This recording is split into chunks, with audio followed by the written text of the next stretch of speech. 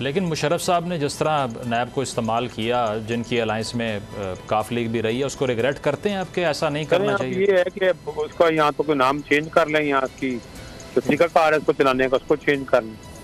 अच्छा, और तोशाखाना केस जरदारी साहब, यूसुफ ज़गलानी साहब का खुल गया है, उस पर आप क्या कहेंगे? क्योंकि इसी में इमरान खान साहब को भी सज़ा हुई है तोशाखाना के हवाले से ही, और अब जरदारी साहब और यूसुफ ज़गलानी साहब का भी नाम आ गया अब तो।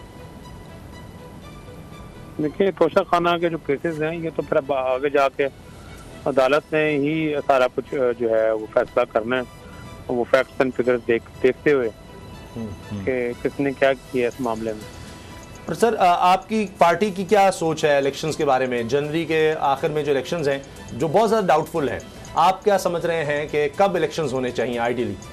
हम जो हैं डिस्ट्रिक्ट वाइज जो हैं वो अपनी मीटिंग्स कर रहे हैं, और हमारे साथ जो हैं आज़ाद उम्मीदवार पिछले इलेक्शन में नंबर 2 या नंबर 3 आए थे, उन्होंने पाकिस्तान मुस्लिम लीग को ज्वाइन भी किया है, और हम अपनी तैयारी कर रहे हैं।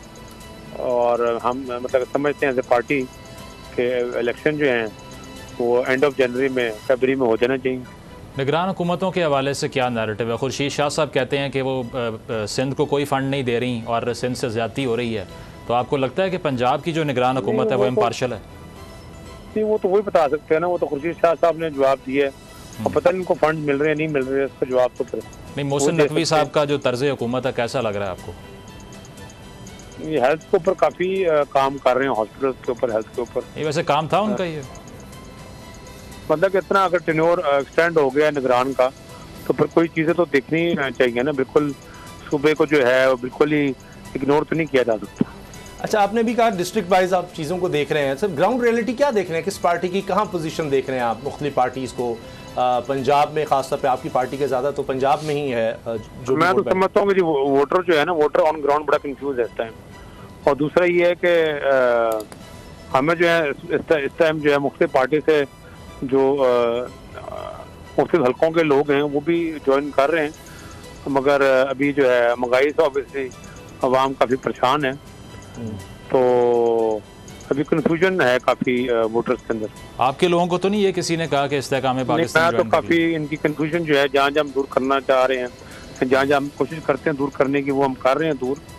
और बाकी हमारे से तो अक्सर ये भी लोग पूछते हैं कि अगर दोनों सियासी खानदान इकट्ठे हो गए तो हम लोग कहाँ खड़े होंगे, तो वो उनको हम ये जवाब देते हैं कि अगर आप लोगों के साथ कमिटमेंट कर ली है तो फिर हम आप लोगों के साथ ही खड़े रहेंगे, चाहे जो भी कॉन्सिक्वेंसेस हों आगे फ्यूचर में।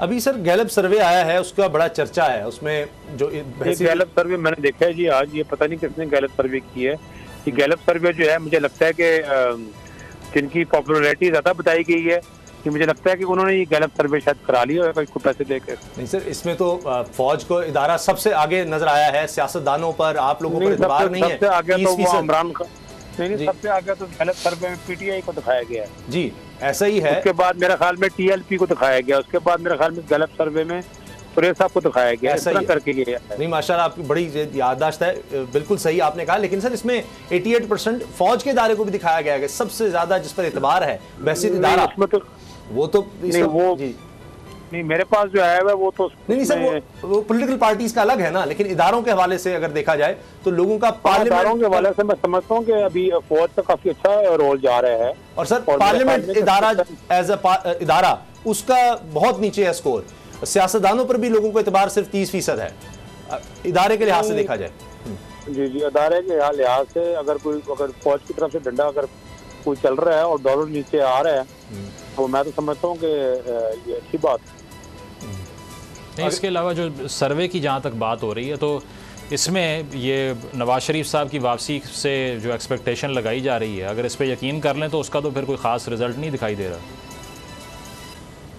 अब ये सारा डिपेंड करेगा ना कि नून लीग की क्या स्ट्रेटेजी है। वो तो ये भी कल कह रहे थे कि जी हम वेलकम नहीं करेंगे और सिर्फ मनारे पाकिस्तान ले जाएंगे, तो अब देखें उनकी क्या स्ट्रेटेजी होती है। अभी अक्टूबर जब शुरू होता है या मिडिल अक्टूबर में जाकर। चौधरी साहब, आपने कहा वोटर भी कंफ्यूज है, हमें तो सियासतदान भी, सियासी जमातें भी कंफ्यूज नज़र आती हैं। मियाँ साहब ने वापस आना है, नहीं आना, आएंगे तो क्या बयानिया उनका होगा, इसी तरह से आगे कौन सी जमात किसके साथ जाएगी, भी कुछ समझ नहीं आ रहा। इलेक्शन होंगे कब होंगे, किस तरह से होंगे, कौन सी जमात होगी नहीं होगी। बहुत से लोग ये कह रहे हैं कि जी ऊपर के जितनी भी लीडरशिप है, जिसमें पुराने जितने भी दहाइयों से लोग बैठे हुए हैं, वो नहीं होंगे। ये सब बातें की जा रही हैं। आपको क्या नजर आ रहा है, मियाँ साहब वापस आएंगे भी या नहीं आएंगे? और ये जो कन्फ्यूजन सियासतदानों के दरमियान है कि ये जो एहतसाब का अमल है, शायद सारे जो पहले नंबर पर हैं, जिस तरह पीपल्स पार्टी में शायद जरदारी साहब सियासत में उस तरह बराह रास्त नजर आ रहे हों, नवाज शरीफ साहब नजर आ रहे हों, इसी तरह जिस तरह हम चेयरमैन तहरीक इंसाफ को देख रहे हैं, तो क्या ऐसे इलेक्शन आप समझते हैं दुरुस्त होंगे? और मियाँ साहब की वापसी का भी बताइएगा, आपकी नज़र में आ रहे हैं या नहीं?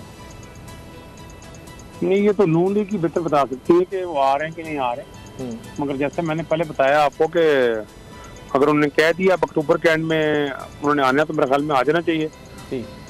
और सर ये कि अगर फर्स्ट ईयरशिप जो है वो नहीं होती सियासत में, या उनको पार्टिसिपेट नहीं करने दिया जाता किसी भी तरह से, जिस तरह हम केसेस खुलते देख रहे हैं, और ये वही लोग जो पिछले कई महीनों से कह रहे हैं अब ये होगा अब ये होगा, वो हम होता देख रहे हैं कि जी ये लोग नहीं होंगे, ये 18 पुराने चेहरे नहीं होंगे। तो अगर ये पुराने चेहरे नहीं होते तो ऐसे इलेक्शंस के बारे में आपकी क्या राय है, आपकी जमात की, आपकी जाती तौर पर?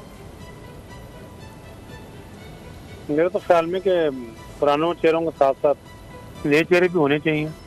अच्छा, लेकिन अगर फर्ज कीजिए कि जरदारी साहब नहीं इलेक्शन लड़ पाते, या मियाँ साहब के लिए रास्ता नहीं होता, तहरीक इंसाफ के चेयरमैन नहीं है, तो फिर आप कह रहे हैं नए चेहरे भी होने चाहिए, पुराने भी। लेकिन पुराने अगर नहीं है तो मेरा तो सवाल उस बारे में। ये तो अभी आगे जाके पता लगेगा क्या होता है। मगर अब मतलब इतना अरसा हो गया, सारों को मेरे ख्याल में मौका मिल गया है गवर्नमेंट चलाने का। जो भी गवर्नमेंट आती है वो पिछली को ब्लेम करती रहती है। मेरे ख्याल में कि अपने आप को खुद देखना चाहिए, अपने आप को खुद ठीक करने की जरूरत है, और हमें ये ब्लेम गेम से बाहर आना चाहिए। और जो IMF का लोन जल्दी खत्म करने का जो तरीकाकार हैं उनको अपनाना चाहिए, ताकि ये जो IMF की वजह से बिजली के रेट और सारे बढ़ रहे हैं, इन चीज़ों को जो है हमें कम किया जाए, ख़त्म किया जाए। मेन चीज़ तो ये है, जो प्राइवेटाइजेशन का जो प्रोसेस है उसको तेज करने की जरूरत है, ताकि जो कतर एयरवेज से पैसे आने हैं या पाकिस्तान स्टील मिल को पैसे आने हैं, तो वो जो भी आएगा अमाउंट वो IMF को का लोन कम करने में मदद होगी। तो उस प्रोसेस को तेज करने की जरूरत है, ताकि ये हर महीने बाद 2 महीने बाद जो बिजली के रेट बढ़ रहे हैं ये कम होना शुरू हो, ये ना बढ़े। और यानी मुल्क में स्टेबिलिटी आए, कोई एक हुकूमत आए मुल्क में प्रॉपर 5 साल के लिए, और फिर इसमें हम बेहतरी देखें। बहुत सब्सक्राइब करें और बेल दबाएं ताकि कोई खबर रह न जाए।